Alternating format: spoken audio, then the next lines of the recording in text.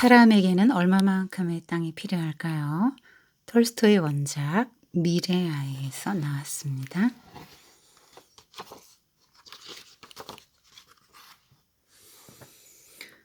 어느 마을에 파음이라는 농부가 있었어요. 파음은 부지런한 일꾼이었어요. 이른 새벽부터 밭에 나가 열심히 일했죠. 그의 정성에 보답이라도 하는 듯 수확은 해마다 늘어났어요. 파음의 아내도 그에 못지않게 부지런했답니다. 어느 날 도시에서 살고 있는 아내 언니가 찾아왔어요. 쯔쯔 이런 시궁창 같은 데서 잘도 사는구나. 도시에서는 돈만 있으면 좋은 집에서 잘 먹고 잘 살 수 있는데. 언니, 우린 도시 생활이 조금 더 부럽지 않아요. 아내는 밭을 가꾸는 일이 얼마나 즐거운 일인지 이야기했어요. 그럼요. 땀 흘려 일한 땅에서 수확을 얻으며 사는 게 가장 좋지요. 파음도 의기양양하게 말했어요. 그렇게 잘난 척 해봤자 너희 땅도 아니잖아. 언니는 파음의 마음에 상처를 남기고 돌아왔어요. 당신 언니 말이 맞아. 내 땅이라면 훨씬 더 보람이 크겠지? 내 땅만 있다면 무서울 것이 없을 텐데 악마조차도 말이야. 파음은 악마가 창밖에서 몰래 엿듣고 있으리라고는 꿈에도 생각지 못했어요. 파음의 꿈을 이룰 수 있는 기회는 생각보다 빨리 찾아왔어요. 땅 주인이 땅을 팔려고 내놓았다는 소문이 파다하게 퍼졌어요. 이 기회를 놓치면 안 돼. 평생 땅 한 평 없는 비렁뱅이로 살 수는 없어. 파음은 땅을 사기에 온갖 고생을 하며 돈을 모았어요. 하지만 땅값의 절반밖에 모으지 못했죠. 마음씨 좋은 땅 주인은 2년 뒤에 나머지를 받기로 하고 파음에게 땅을 내주었어요. 처음으로 자기 땅을 갖게 된 파음은 기뻐서 가슴이 벅차올랐어요. 잠자는 시간도 아끼면서 일하고 또 일했어요. 그 덕분에 땅 주인에게 갚기로 했던 돈을 1년 만에 갚을 수 있었죠. 이제 언니한테 자랑할 일이 생겼네. 보리를 베던 파음의 아내가 까맣게 탄 얼굴을 들며 활짝 웃었어요. 그런데 파음에게 한 가지 걱정거리가 생겼답니다. 이웃에 사는 농부들이 파음의 땅으로 들어와서 가축들을 풀어놓는 것이었어요. 여기는 내 땅이니 함부로 들어오지 말게. 이렇게 넓은데 좀 들어가면 어떤가? 아무리 말을 해도 농부들은 파음의 말을 귀담아 듣지 않았어요. 파음은 할 수 없이 자기 땅에 울타리를 쳤어요. 그러나 가축들이 제멋대로 돌아다니는 통에 울타리는 금세 망가지고 말았습니다. 절대 용서할 수 없어. 따끔한 맛을 보여줄 테다. 파음은 이리저리 쫓아다니며 가축들을 내몰았어요. 파음은 넓은 땅을 갖게 되었지만 마음은 훨씬 옹색해졌어요. 파음이 이웃 농부들과 매일같이 싸우며 속상해하고 있을 때 마을을 지나던 한 나그네로부터 귀가 솔깃한 이야기를 듣게 되었어요. 볼가강 건너편으로 가면 넓은 땅을 아주 싸게 살 수 있다는군요.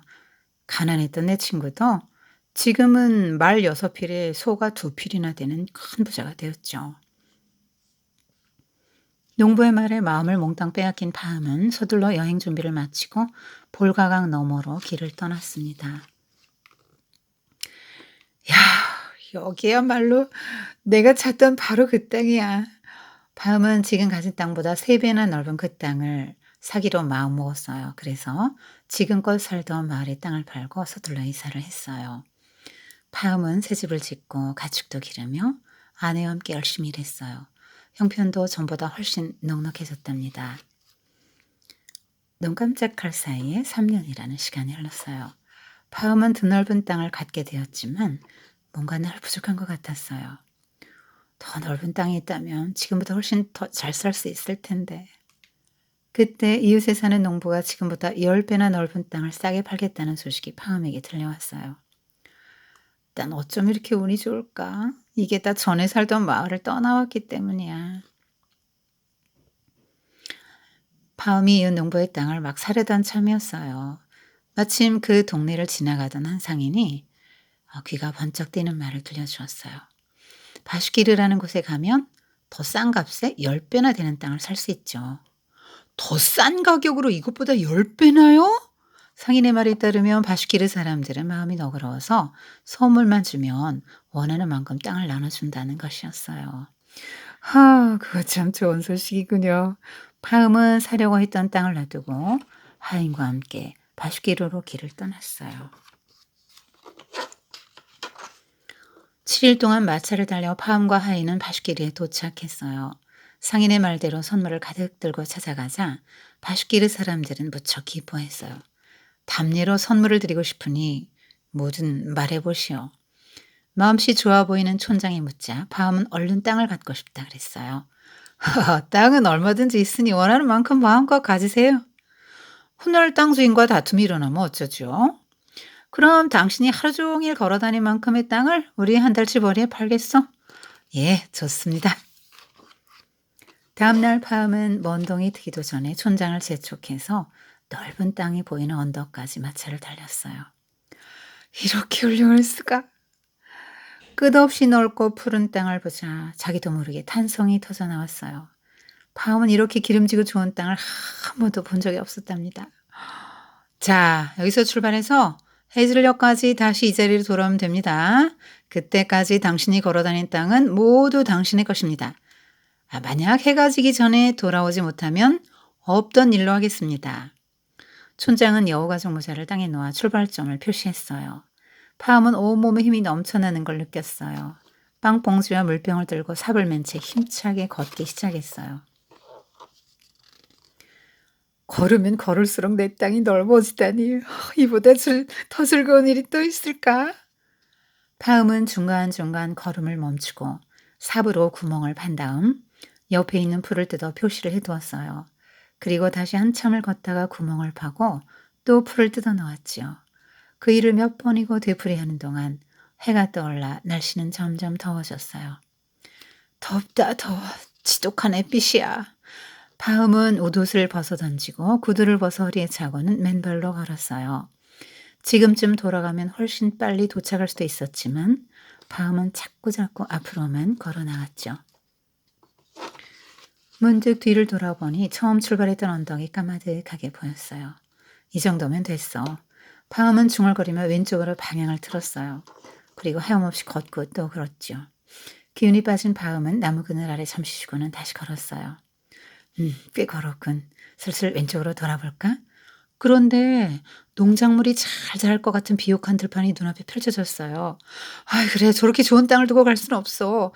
파음은 그 들판을 차지하기로 했어요. 그 사이 햇볕은 점점 뜨거워졌고 고단함이 파음의 어깨를 무겁게 짓눌렀어요. 이쯤에서 돌아갈까? 비옥한 들판을 한참 동안 걷던 파음은 그제서야 왼쪽으로 돌아섰어요. 온몸이 땀으로 흠뻑 젖었고 다리는 통나무처럼 퉁퉁 부어올랐습니다. 시간은 이미 정오를 훨씬 지나고 있었어요. 이거 큰일 났건. 이대로라면 해질녘까지 돌아갈 수 없을 텐데.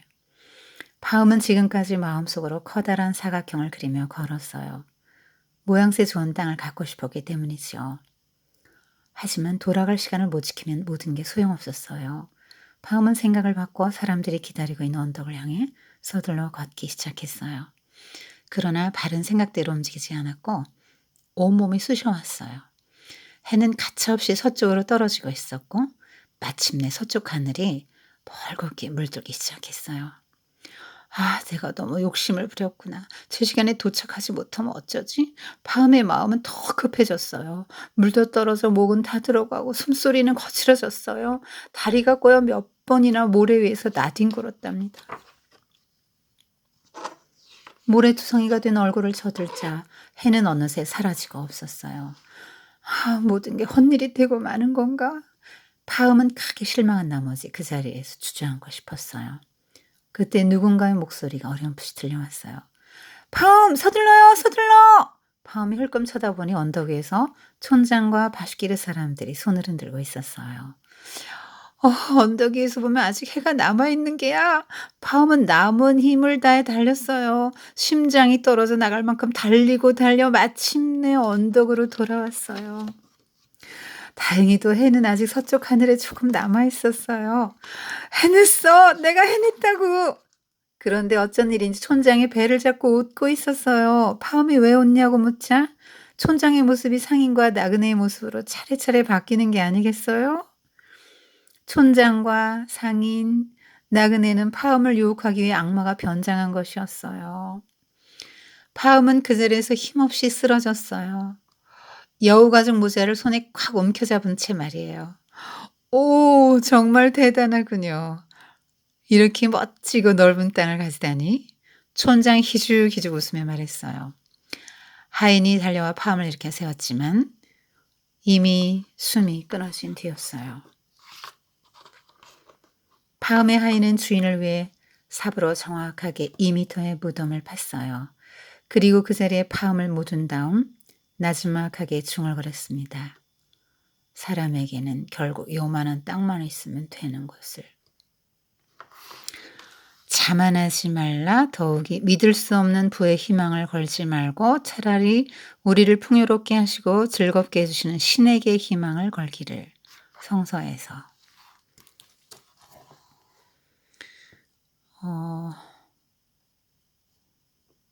기독교의 세계관을 담고 있는 그림책입니다. 원래 톨스토이는 이제 민담을 수집해서 이렇게 민중들이 읽기 쉽도록 개작을 많이 했는데 그 중에 한 권입니다. 하나님이 없이 사는 그 불신자의 일생을 보여주는 책이에요. 자, 작가가 무슨 말 하고 싶을까요? 지금 여기 이 정도면 그냥 여기 집 짓고요. 여기 애들도 있잖아요. 이제 행복하게 이렇게. 요거 그냥 조금 농사 짓고 살 수 있는데 요게 지금 자기 땅이 아니에요, 문제는. 농부니까 굉장히 부지런하고 열심히 살거든요. 문제는 자기 땅이 아니라 여기 이렇게 농사를 져도 일정량은 주인에게 갖다 줘야 되는 거죠. 소작인이기 때문에 소작료를 줘야 돼요. 근데 여기 이제 농사 지려면 여러 가지 비료값, 뭐 인건비, 본인의 인건비라 해도 또 사람을 또 수확할 때는 뭐 한꺼번에 다 해야 되니까 필요하면 또 사람 써야 되고 그런 비용을 빼고 나면 사실 소작농은 먹을 게 별로 없죠. 남는 게. 게다가 이제 도시 사는 언니가 도시 산답시고 좀 우월감이 좀 사로잡혀서 시골 사는 동생을 무시하는 얘기를 하고 갑니다. 자존심이 많이 상했죠. 그런데 사실은 어디라고 해서 더 우월한 건 아니에요.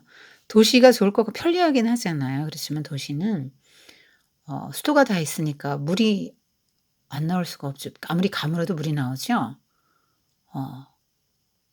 그래서 하나님의 은혜를 좀 덜 간구하게 되죠. 하나님 없이도 충분히 살 수 있는 데가 도시란 말이에요. 근데 여기 시골은요. 하늘에서 비 안 주면 농사 안 됩니다. 그리고 이런 닭 같은 알라치어 동물 만드신 하나님, 뭐 대자를 만드신 하나님, 식물을 씨를 뿌리면 잘 무럭무럭 자라서 결실을 거두는 이 모든 이 자연의 섭리 속에서 하나님을 더 발견할 수 있는 것이 이제 농촌이거든요. 뭐 농촌 산다고 뭐 열등감 가질 건 없고요. 도시 산다고 잘난 척할 것도 없습니다. 근데 마음이 상했죠. 그래서 현실에 대한 불만과 불평을 갖게 됩니다. 현실에 대한 불평과 불만을 갖게 될 때 이제 마귀가 틈타는 거죠. 사탄이. 그래서 현실에 대한 불만, 내가 무엇이 더 갖고 싶다는 욕망, 이것만 있으면 내가 행복할 것 같은데 하고 그런 생각을 갖는 순간에 지금 기회가 와요.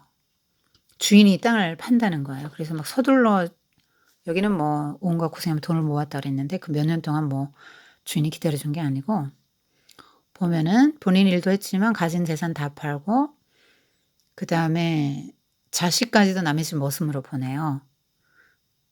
돈 받고 그렇게 해서 땅을 삽니다. 돈이 뭐예요? 가정을 지금 파괴시키네. 부모 자식 간의 관계도 파탄시키죠. 돈을 추구하는 사람은. 근데 모처럼 내 땅이 생겼다는 거죠. 내 소유. 인간이 얼마나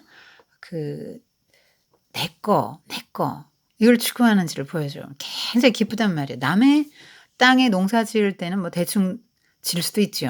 뭐 다 내 소유가 안 되니까. 그런데 내 땅 그러면 온갖 정성 다해서 농사를 짓게 되는 것이죠. 자, 그래서 너무 기뻐서 열심히 일해서 빚도 갚아 나가면서 행복을 느낍니다. 근데 이 행복은 잠깐이에요. 금방 불행이 찾아오는데요. 더 넓은 땅을 갖게 됐잖아요. 요만큼 땅 갖고 있다. 이렇게 넓은 땅을 갖게 됐는데 이 자기의 재산을 지키기 위해서 이웃과 관계가 아주 나빠져요. 어 얼마든지 뭐 소들이 지나가다가 뭐 옆에 거 뭐 뜯어먹을 수도 있잖아요. 그래서 그런데 인제 그것까지 용납이 안 되고 막 이렇게 울타리에서 "내 거. 여긴 내 거야. 아무도 건드리지 마." 해서 내 소유, 내 영역을 딱 만들죠.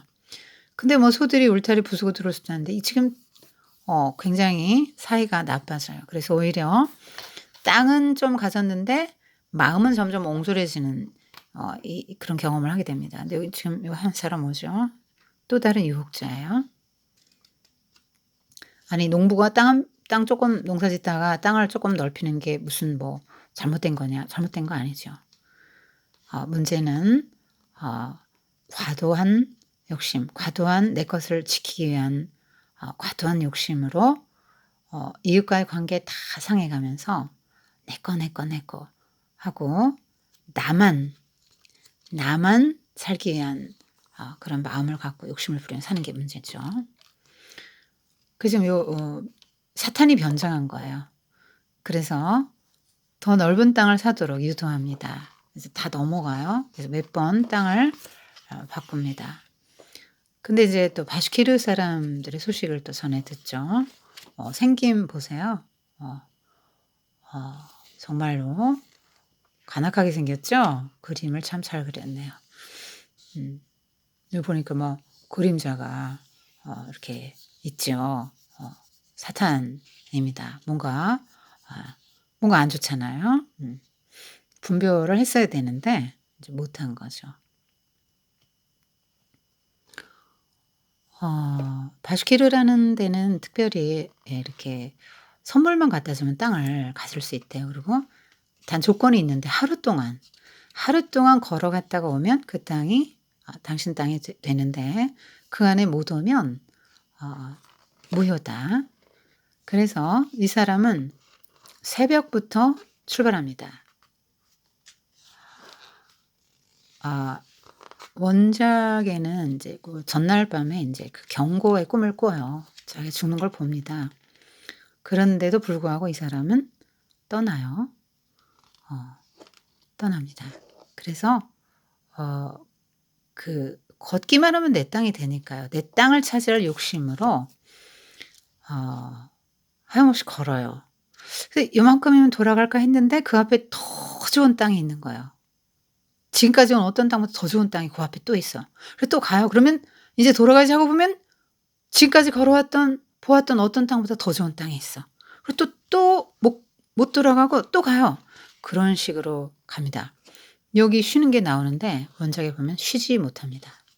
땅에 대한 욕망 때문에 잠시도 쉬지 못하고 가요. 그 해가 뉘엿뉘엿 기울어져요. 그래서 이 사람은 있는 힘을 다해 오는데 '아 인제 끝났다.' 하는 순간에 보면 저쪽에서 빨리 오라고 하는데 언덕 위에서 보면 해가 아직 안 넘어간 거죠. 그래서 달려갔는데 결국 죽어요. 마지막 죽는 순간에 이 촌장과 상인, 나그네 뭐 이런 사람들이 다 인제 결국 마귀였다는 걸 이제 깨닫죠. 그리고 죽는데요. 하인이 묻었죠. "2 미터 땅만 필요했다."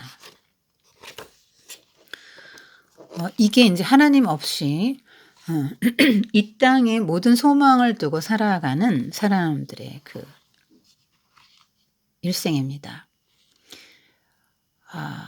농부의 말에 마음을 몽땅 빼앗긴 밤 이렇게 나오죠. 마음을 몽땅 빼앗기는 거예요. 어디에요? 땅에. 이 사람의 마음엔 뭐만 있는 거죠? 땅. 어떻게 하면 더 넓은 땅을 가지고 내가 소유를 많이 내가 더 많이 소유할 수 있을까?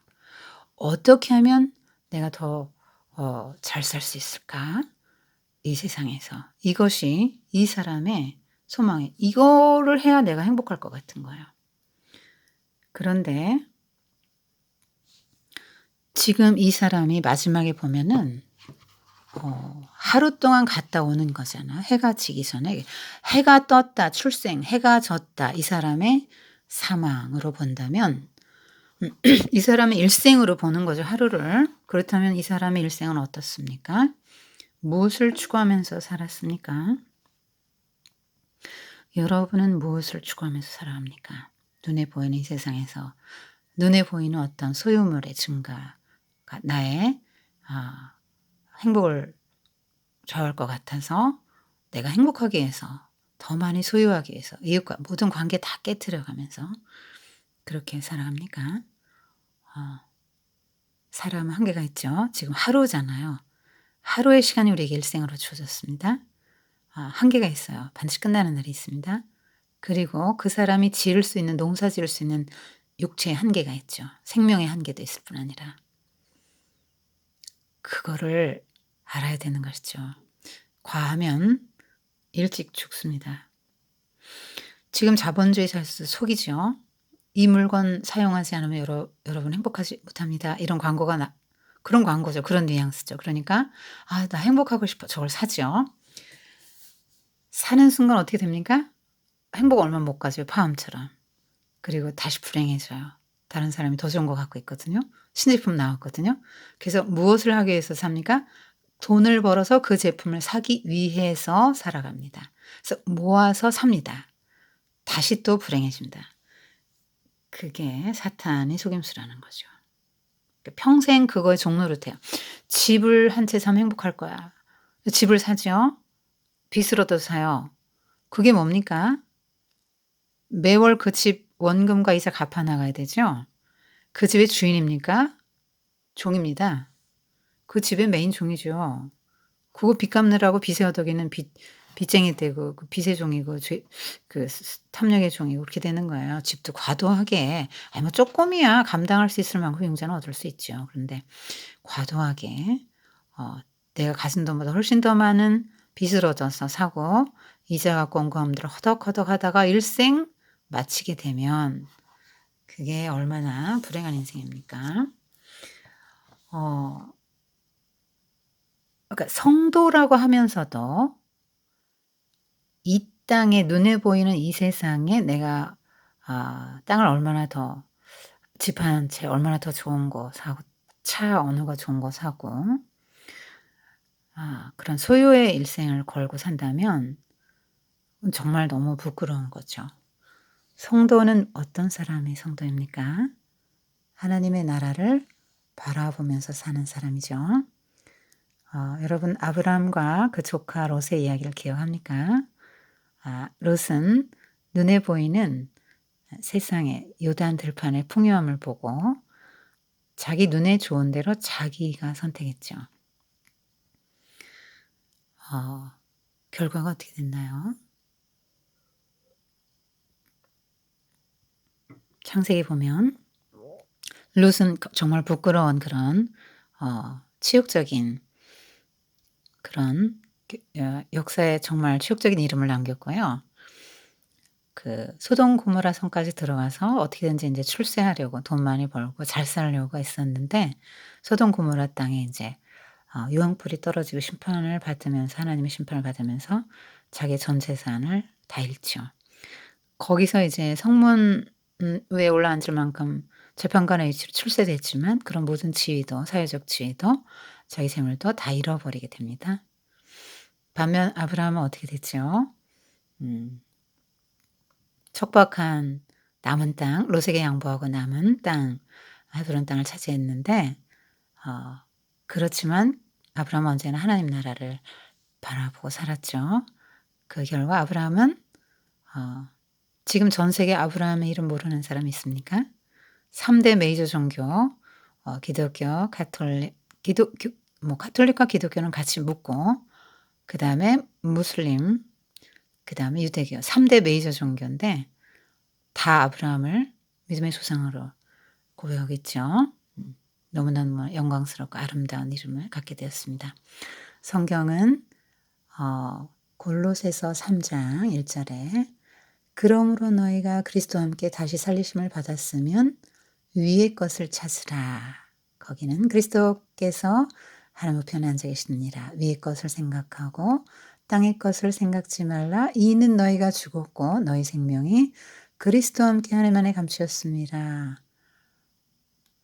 우리 생명이신 그리스도께서 나타나실 그때 너희도 그와 함께 영광 중에 나타나리라. 이렇게 말씀합니다. 그러니까 성경이 권하는 거는 이 세상은 잠깐이고 다 망할 곳이고 소돔 고모라처럼, 그래서 땅에 우리가 잠깐 살지만 끝없이 위의 것을 추구하면서 하늘에 속한 것, 하나님에게 속한 것, 영적인 것을 추구하라는 거예요. 우리가 그렇게 살아야만 이 땅에 그 가치관에 함몰되지 않고 바른 삶을 살아갈 수 있다는 것입니다. 우리는 육신을 입고 이 땅에 살아가고 있지만 하나님으로부터 모든 자원을 공급받아야 살 수밖에 없는 제한된 존재입니다. 그래서 끊임없이 하늘의 것을 바라보고 추구하고 그 하늘의 것을 다운로드 받아야 이 세상에서 정말 사람답게 살아갈 수가 있는 것이죠. 어때요, 여러분? 한번 여러분 일생을 한번 생각해 보세요. 지금까지 무엇을 생각하면서, 무엇을 추구하면서, 무엇에 마음을 빼앗기면서 살았습니까? 그 마음을 빼앗기도록 던져주는 것들이 사탄이 우리의 탐욕, 욕망을 자극해서 우리의 일생을 그렇게 파음처럼 파멸시키려는 것입니다. 그래서 내가 무엇을 추구하고 살아가는가 점검해 볼 필요가 있어요. 하늘의 것을 추구하고 하나님 나라를 추구하고 다른 사람들을 사랑하는 하나님 나라의 가치관을 갖고 사는 거예요. 가치관이 새로워진 삶이죠. 지금 위의 것을 찾는 삶은 가치관이 다르단 말이에요. 지금 이렇게 관계 깨지지 않아요. 더 화목해지고요. 자기 거 흘려보냅니다.